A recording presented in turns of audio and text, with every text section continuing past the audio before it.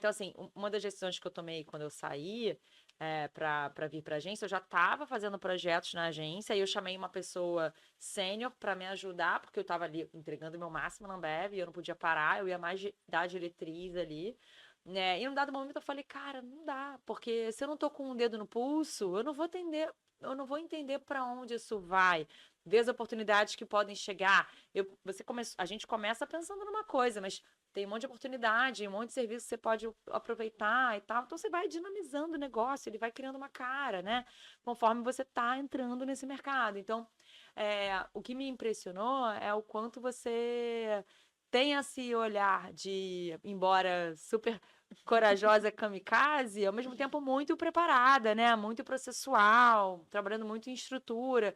E você me contou que hoje, inclusive, eu digo isso porque você foi lá correr atrás para estudar, porque você não é essa pessoa de comercial que foi, né? Ah, então tá, tem uma noção. Não, você, né, foi entender exatamente, tecnicamente, para poder viabilizar algo, né, que realmente mover esse ponteiro para você. E você me contou que você hoje tem metas, pós-venda, você tem vários indicadores ali que contam um pouco do termômetro, né? De estar funcionando ou não está funcionando, não só do cliente em casa, mas como é que está o turnover, né? Como é que está você uma revenda, né? Então, ou aumentar o escopo, né?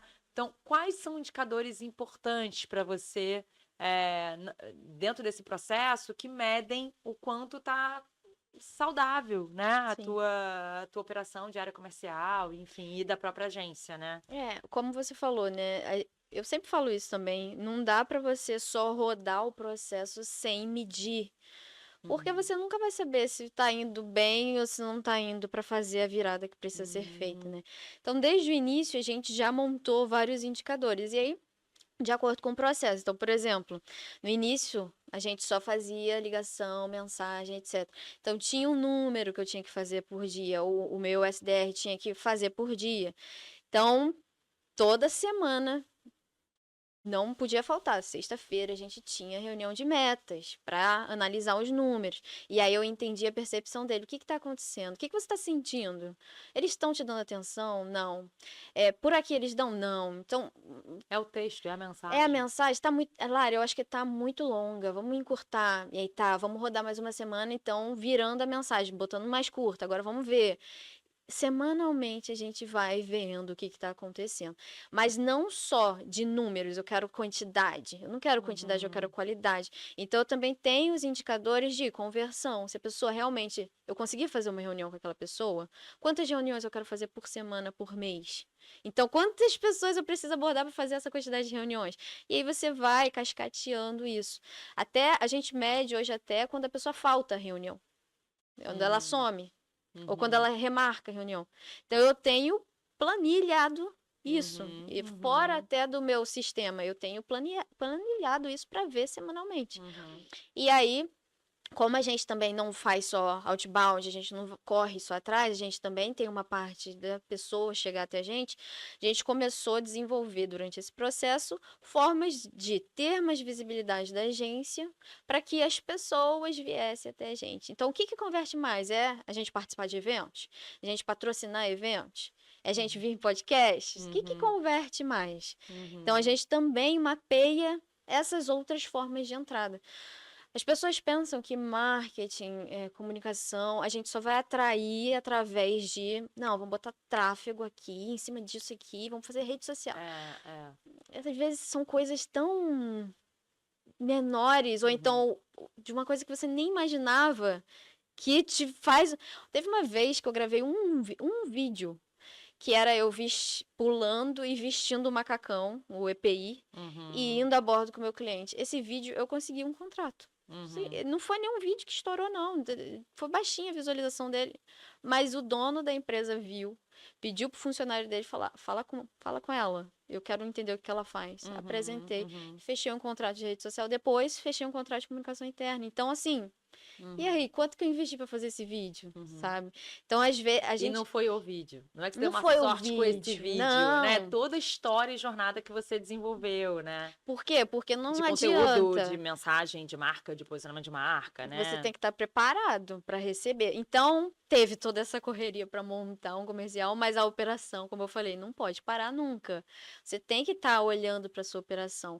Para o seu cliente que entrou, você tem que garantir que ele vai ter um bom trabalho, que ele vai ficar. Porque não adianta também, você fez um esforço danado para fazer ele entrar, depois de 3, 6 meses ele sai.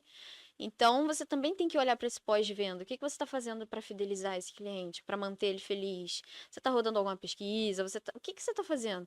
Então, até no processo comercial, a gente vê isso, para Uhum. manter esse cliente lá dentro. Uhum. E não só manter, fazer ele enxergar as outras frentes de trabalho que você tem. É, para você conseguir aumentar, né? Ou uma revenda, ou aumentar escopo. E assim, eu vejo que é um desafio ainda maior com B2B, Sim, né? Assim, então, e o que eu acho é que a jornada de venda no B2B, ela é bem mais desafiadora, porque as pessoas, para até numa palestra eu falei sobre isso, assim, as pessoas no B2B para tomarem uma decisão, elas levam muito mais tempo, elas levam muito mais consideração, porque é muito valioso para ela. Ou o dinheiro, obviamente, que ela vai investir, mas o tempo e a eficiência daquilo. Às vezes o custo é baixo, é uma assinatura de alguma coisa, mas ela não quer perder esse tempo, ela quer que seja eficiente, ela quer que resolva a vida do funcionário, da área, enfim. Então, tudo é muito avaliado, tudo é muito pensado. E às vezes, então, já é um processo, uma jornada. E às vezes eu acho que o empreendedor. é, Quer tudo ali meio de forma rápida, por isso que tráfego é tão, né, uhum, valorizado, porque de fato tem uma cadência ali de postagem, né, de divulgação em mídia, e em alguma hora ele vai sim, converter o funil, né? Mas essa construção que a gente faz, né, como empreendedor, é algo que leva-se mais tempo, mas ela é muito sólida. Então, assim, às vezes você começa a se posicionar no LinkedIn, você começa a atrair alguns contatos, algumas conexões e tal. Às vezes você se conecta com uma pessoa que é para ser um parceiro. Tipo, ah, cara, é. E geralmente. Quem mais se conecta com você no LinkedIn é quem também está no corre que nem você, querendo gerar oportunidades e tal, né? Geralmente as pessoas que estão num cargo estável de CLT no LinkedIn, ela não entra 3 vezes por semana. Ela não, entra uma vez na semana, a cada 10 dias, para entender como é que tá o mercado. A ansiedade, a fissura dela é diferente da quem tá ali, né, liderando algo que precisa, né, gerar essa energia, esse movimento. Então, cara, às vezes no primeiro momento você, cara, gera uma conexão legal aqui de uma agência que quer fazer uma parceria e tal. Mas, cara, de repente é isso que daria 3 oportunidades, vai gerar um contato muito legal, né? Ou é um evento que você vai, pô, fui convidada lá para um evento, vamos lá, né? Mas nem é exatamente um evento. Cara, mas daquele evento você conhece alguém, que aí você vai para um outro lugar, aí você vai, sabe, aí depois você tá no almoço de uma galera e tal. Então, é um processo, né? E eu acho que isso foi um dos meus maiores aprendizados esse ano, assim, porque eu fazia esse movimento ali e eu via que, cara, mas não vem a cerejinha, não vem o sim, cliente perfeitinho, não, cara, porque é construído, é muito, né? Da conexão, é oportunidade da oportunidade. Então, é geralmente uma coisa que é lapidada até sim. chegar na cereja ali, num puta contrato, num puta cliente.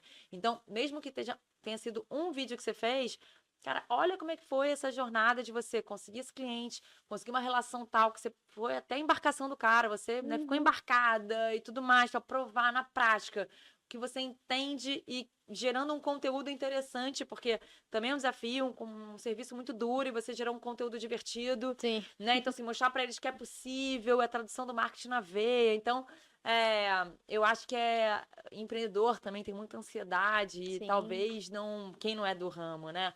Às vezes demora mais a ver valor, como isso move negócio, né? Mas porque é construção, né? Não tem Uhum. jeito, é uma jornada. B2B é É construção, né? diferente. Quando você vende para o consumidor, às vezes é mais, às vezes não, é mais rápido, né, essa construção. Mas quando você está falando ali de B2B, tem muita reputação. A Sim. gente está falando de reputação da marca. Eu sempre uso esse exemplo do barco. Você não vai vender o barco pela internet, mas você está criando uma reputação ali por trás.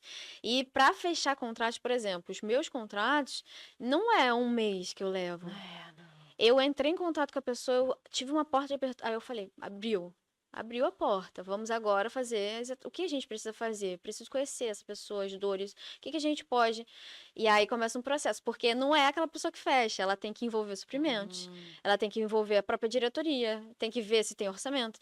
Isso aí de 3 a 6 meses para fechar uhum, um contrato. sim. Só que é um contrato que são 12 meses, são 24 meses, é um contrato mais duradouro, é um contrato mais estável, com pessoas que às vezes já têm mais nível de consciência, de entender que o meu trabalho não é fazer ele gerar 1 milhão de leads amanhã, entendeu? Que Uhum, precisamos amadurecer a comunicação dele, entender quais são os gargalos, rodar, uhum. entendeu?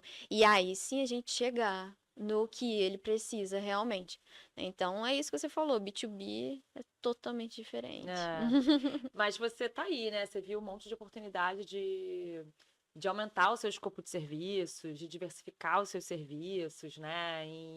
De repente, projetos que eu já tinha de alguma forma atuado, nem era a sua principal expertise, né? A área comercial. Você falou, cara, agora eu estabeleço uma área comercial para meus clientes, uma coisa que eu fui estudar, nem Uhum. era a sua expertise de nascença, né?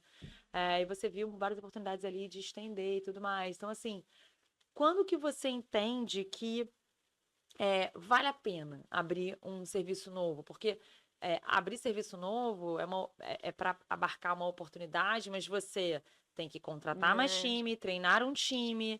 Eu vou entregar esse serviço com qualidade, né? Porque a gente só vai botar a cara ele como serviço ali na tua carteira para o mercado quando você tem certeza que você tá. Não, cara, eu garanto, eu vou fazer diferença, né?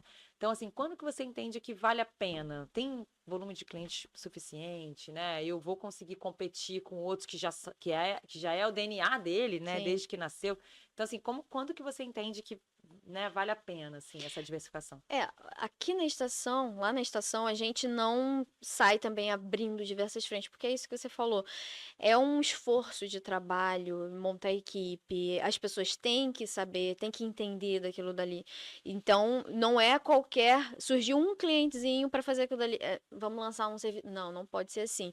Eu tenho que entender a longo prazo, a médio e longo prazo, o que que aquilo dali vai trazer de positivo realmente para a empresa, que vale, se vale ou não a pena eu investir em equipe para montar aquilo dali.